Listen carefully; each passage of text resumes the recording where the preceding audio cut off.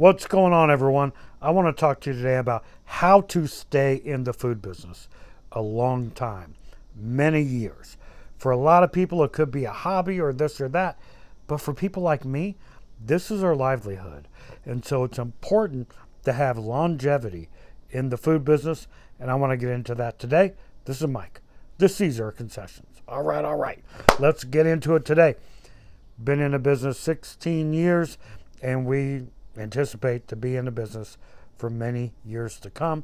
And these are just some tips, some ideas, and some thoughts that I had on what has kept us in business for so long, and how can people use the things that I've learned to keep themselves in business for a long time. So, without further ado, let's start here. Taking on risk. You have to be comfortable with that. Just starting a business is risky in itself, but I left a job to pursue, the food business. And you have to be comfortable with taking on risk to a certain degree, right? There's calculated risk, and then there's just crazy risk. Let's talk about calculated risk. You have to be able and be okay with taking on risk. Next, accept defeat at certain points in your food business. The food business is crazy. It's up and down, and very rarely does it just go like this. There's things like pandemics that can really hurt a food business, a mobile food business, right? And you have to be able at times to accept defeat, get up off the floor, and keep fighting again. Accepting defeat and taking on risk are two of the most important things, I feel, for longevity in the food business. Now let's talk about food itself and the kind of inner workings. And number one is volume, I think, is like the most important thing when it comes to selling. Like the mental side of the food business is just as important as the actual working of the company, okay? And volume is so important. And there's so many different ways to create volume. Lots of sales equal lots of money for you and equals longevity. Without volume, we will not have longevity. And yes, my first 2 years, I did not have volume. I stuck with it. I was able to accept defeats, not easily, mind you, but I was able to accept them and move on and keep going to build our family business. And being able to get volume as time went on proved to be one of the most important things. And there's so many different ways to create volume, but that's a key factor is volume. Before I continue on, I got a membership group. It's only $2 a month. You get exclusive content from me. We'll be doing workshops in our Discord server. I got so many videos out for members. Probably got over 100 just for members alone. Join the membership group, only $2 a month. Cancel anytime, friends. Next, profit margin. Profit margin and volume go hand in hand. If your profit margins, if your price point is way too high, you will have a decrease in volume. And that will have a snowball effect on the rest of your business. For us, we like fair market value for our products. We aren't the most expensive. We aren't the most inexpensive. We're right in the middle. Fair market value equals for us lots of volume, keeping us in business for a very long time. Next, the ebbs and flows of business over time. And I'm not talking the day-to-day ebbs and flows or month-to-month.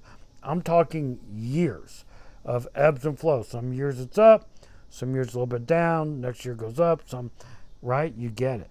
There's ebbs and flows in the food business depending on weather, locations, if you're sick and miss time or whatever, there's ebbs and flows in the food business. And being able to weather the storms and the low points of the food business so you can ride the highs right back up. Work ethic. Guys, if you're lazy and you don't have a strong work ethic, you're going to fail. I cannot put it any simpler than that. You must have a strong work ethic. You must have a desire, okay, a want to, that is bigger than anything around you.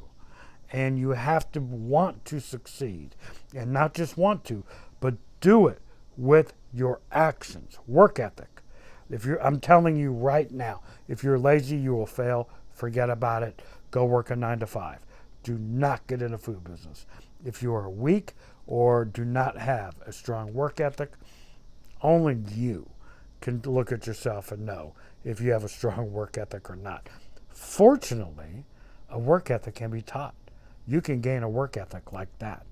It doesn't have to be something you're born with. You can create a work ethic instantaneously. It's just up to you to have it. Next, trial and error. We tried all kinds of different products. Some work, some don't. But the ones that do work, we stick with them, and they become mainstays in our menu. And that's so important because you will never know what the next big selling item is that you can hold on to for years unless you try. And you have to be able to accept risk, okay, and do trial and error. And if a product doesn't work out, throw it. Don't be throwing good money after bad money. If it doesn't work out, get rid of the product and try something new. The wonderful thing is there's literally thousands of products on the food side and beverage that you can sell. So your choices are just basically endless. Don't be afraid to fail, and it's okay for trial and error. That's how you get longevity. Finding those products that will stick with your company for year after year and decade after decade. Next, do not be afraid to pivot. This is extremely important to our longevity. I started my business off with just kettle corn and lemonade. I realized after a couple years that was not going to be enough to take care of my family. I had to pivot. I had to start selling other products. Then came in hot dogs, hamburgers, hot chocolates, this, that, and the other. Pretzels, nachos, right? All these different products help propel us. And being able to pivot and not be so, I don't know what the word is, but just being stuck in our way that we're just going to keep ramming kettle corn and lemonade and ramming our head against the wall until failure happens. Don't be afraid to pivot. It's about taking care of your family and having a business go for a very long period of time. If you do not pivot, if sales are poor for whatever you're selling, change direction immediately, pivot, try a new product, go through trial and error, find the thing that works for you and your family and run with it. And then this brings me to my last point. If you find a hot item that you're like, man, this sells really well, sell the heck out of it.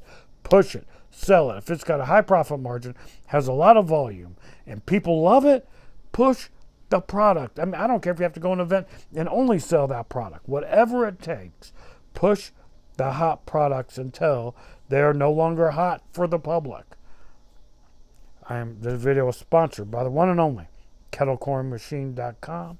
If you need kettle corn equipment or lemonade equipment, check out kettlecornmachine.com. Tell them Mike, the Caesar Concession, sent you. All right. Have a good one.